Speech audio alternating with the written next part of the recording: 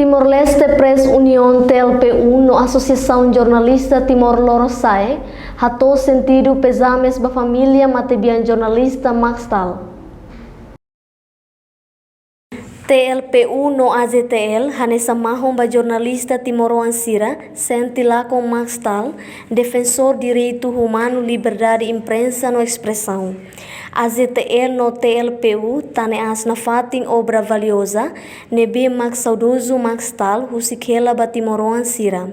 Laos deed ba edificação Estado Direito Democrático, mai be sai exemplar defensor ba direitos humanos, liberdade imprensa no liberdade expressão. Porta-voz TLPU Zezito da Silva, o jornalista Timor-Ansira Hotu, atu concentra e aeroporto internacional Nicolau Lobato Comoro Dili, onde simo saudoso Maxtal Nhesinjas, no acompanha tohia fatin centro Maxtal.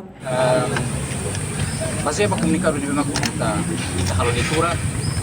usuba jornalista Timor-Ansira Hotu aban antes kapuas kusi Australia mai kita konsentra Hotu kona ia aeroporto internasional Nicolau Lobato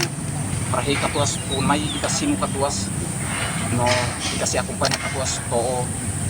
mai ia fatin ka Kamstal Centro Audiovisual Maxtal tamane aproveito a oportunidade ne atu informa kata asom rua no Kamstal sesimu direita katuas saudoso Kamstal oin foi entrega ka halo tau helan ilmiah fatin ihalara aproveitamos a oportunidade de kata atividade aban dia 15 tuku hitu kala kita se halo torsoida ia fatin Museu da Resistência Auditorium nebe convida para jornalista Sira Hotu ba público tomat husu itu boseran disponibilidade consideração no consciência tomat atu bela fala parte ia torsoida ne aproveita mos oportunidade ne atu alerta kata torsoida ne importante teves pa maluk jornalista Timor-Leste atu bela hatene kona ba lalak jornalista kusi passado agora no futuro também maka kusi comunicado dane atau firma kata participação jornalista Timor-Leste no futuro determinante vai ter sucesso cerimônia.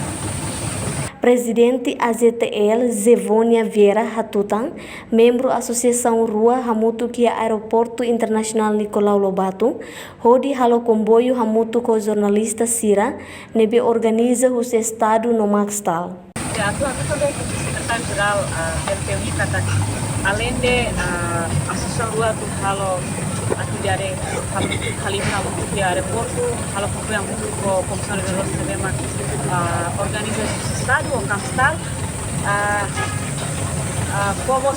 menos ba jornalista Sira kata abang ini lor importante ba jornalista Hotu espera kata headline news kada instituição media elektronik radio jornal